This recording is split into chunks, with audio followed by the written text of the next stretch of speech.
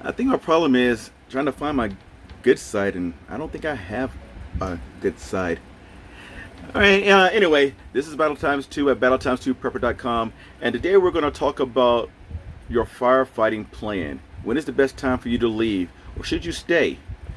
And I'm going to start off with this map. What we have here is a map of the United States, and it's showing you all the fires that are burning right now in the United States. And that's over 840 fires going on at this time.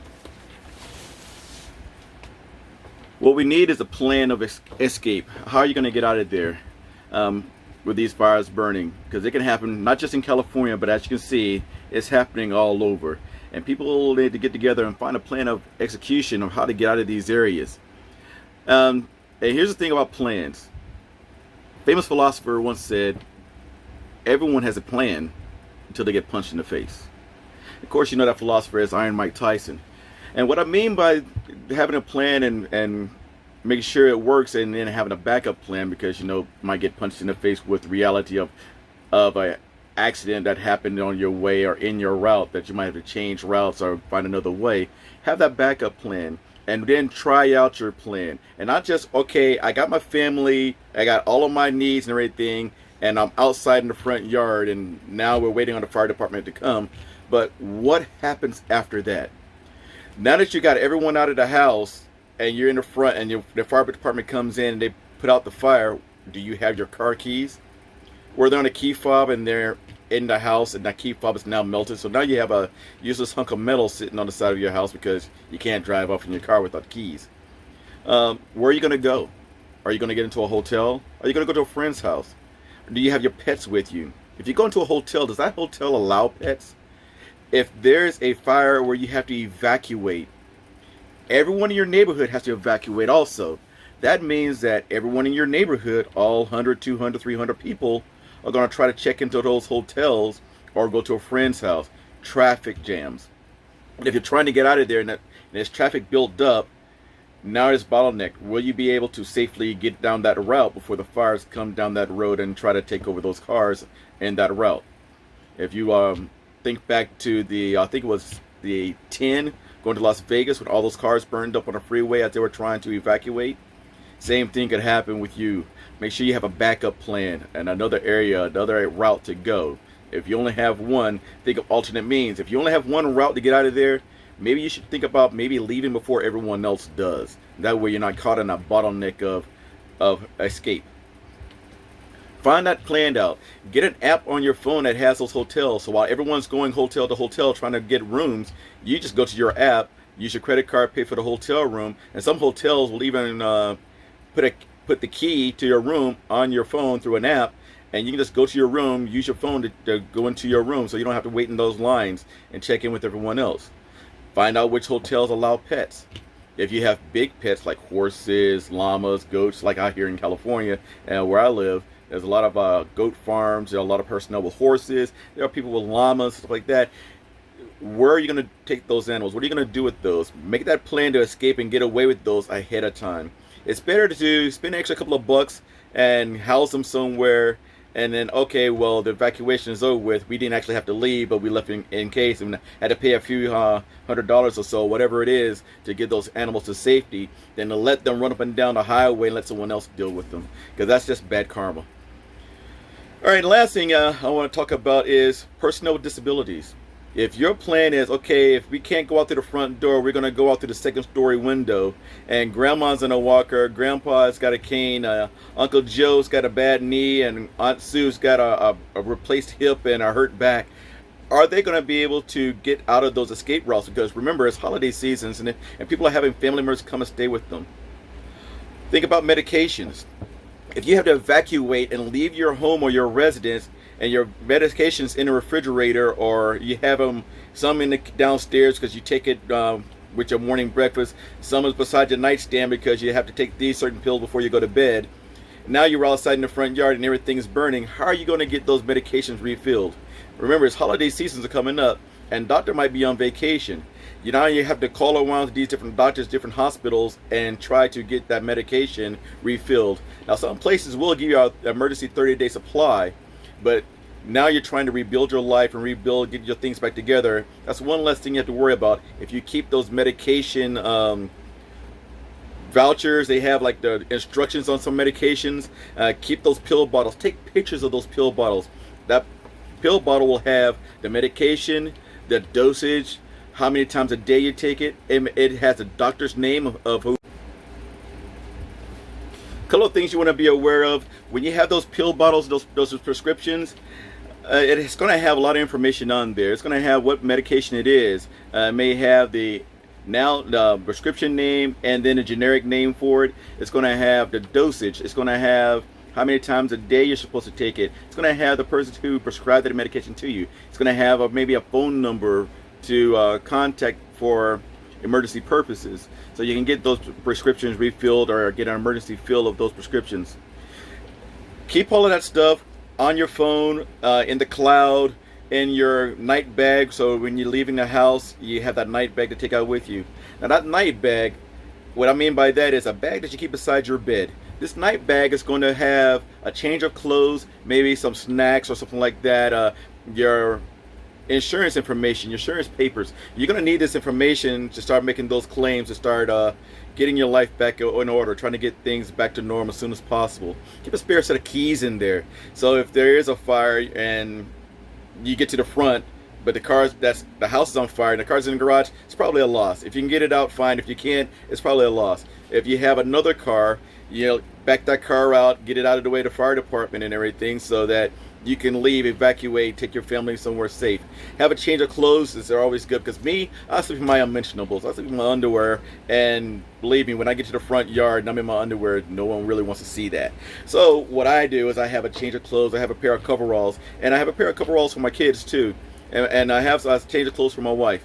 So if we're out in our pajamas, lingerie, sleep gear, sleepwear, whatever you wear when you go to bed, jogging clothes, and it's kind of chilly outside, you just put on that pair of coveralls over your clothes, so you don't have to worry about trying to find somewhere to change. A pair of flip-flops, a pair of water socks, or something to put on your feet to keep your feet warm and dry.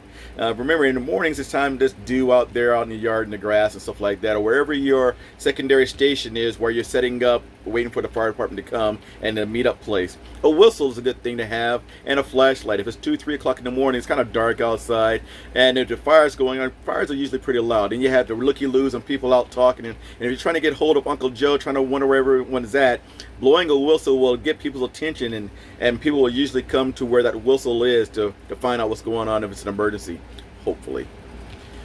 All right, so I'm going to keep this pretty short there. And the last thing I'm going to do is show you a little clip of what I did this weekend with the emergency preparedness fair that happened in Marietta. We had a pretty nice turnout there. Talked to a good couple of people about what to do during those situations and emergencies, and they're passing the word on. And I really appreciate that. And if you need a class or course, hit me up on battletimes2 at prepper.com or robbattletimes2 at Gmail, and I'll get back to you guys, and we can set up a time and have a class or course on situational awareness, power failure, flooding, fire. Remember, those with flooding, it's not just flooding because California doesn't have that much rain to flood in certain areas, but some areas we do, and they also have mudslides. With these fires going on, when it starts raining, all that mud from the mountains are going to start coming down, the rocks and stuff like that.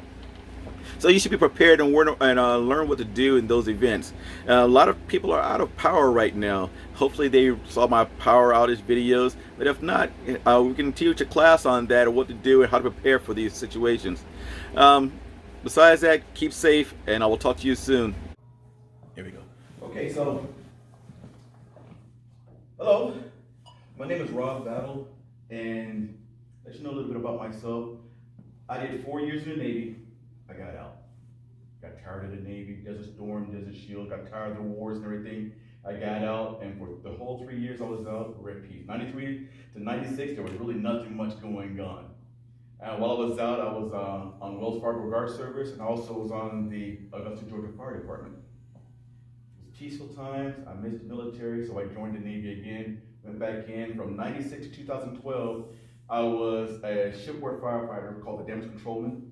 I was a shipboard fire marshal, and then also taught at firefighter school twice, as well as the BBSF school, which is sort of like the shipboard SWAT team. I taught that for the Navy during actually the 9/11, right after the 9/11 event. Now that I'm retired from the Navy, I am part of the Marine Corps training team. As a civilian, I teach Marines how to do platform instruction. One of the things we talk about in the Marines is tactical decision gaming. And this is what I'm going to perform with you guys right now, okay? No, we're not going to get on to do low crawls and guns or anything like that. What I'm going to talk to you about is preparedness. So, here's the scenario. You got your Christmas lights up. It's 2 o'clock in the morning. A little wire was frayed, start arcing and sparking, and now the front of your house is on fire. What do you do? Call 911. Okay. Grab the cat and get out. Grab the fire extinguisher if it's no bigger than Trash can. a trash can. Okay. Otherwise. The fire is blazing now. You gotta get out. Get out. Okay. So now, it's the front of your house, because most people have the lights in the front. There are a few people who put it in the back, but most people are in the front, so we want everyone to see as you're driving by. So now you have to leave the house to the back. And you're out of the house. Now, anyone have pools? Because most times when you have a pool, your gate's locked. So now that you're out in the backyard, did you grab your keys? More than likely not. So now you have to jump the fence. Okay, so now you're in the front of the house, you jump the fence and you're in the front, and the fire department is coming because you called before you left, you might have had enough time, maybe you didn't. Now you're in the front of the house and you're waiting. Fire department comes in, the looky-loos come over, because you know all the neighbors have to come and watch everything, right?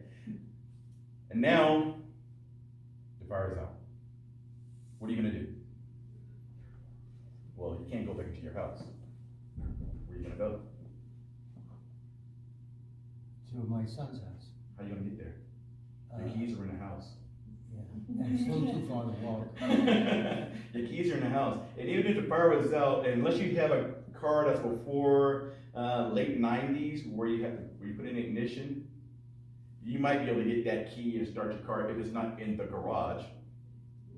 But if not, then you're not gonna be able to use that car because your key fob has melted.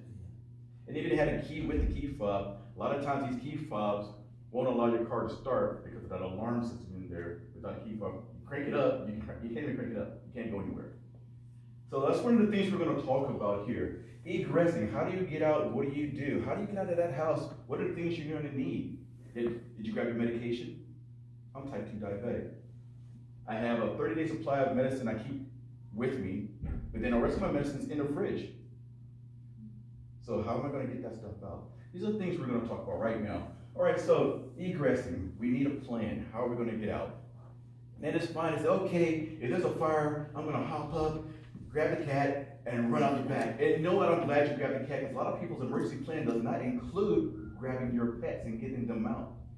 There's a lady back in one of the booths there who has a class on pets and pet safety.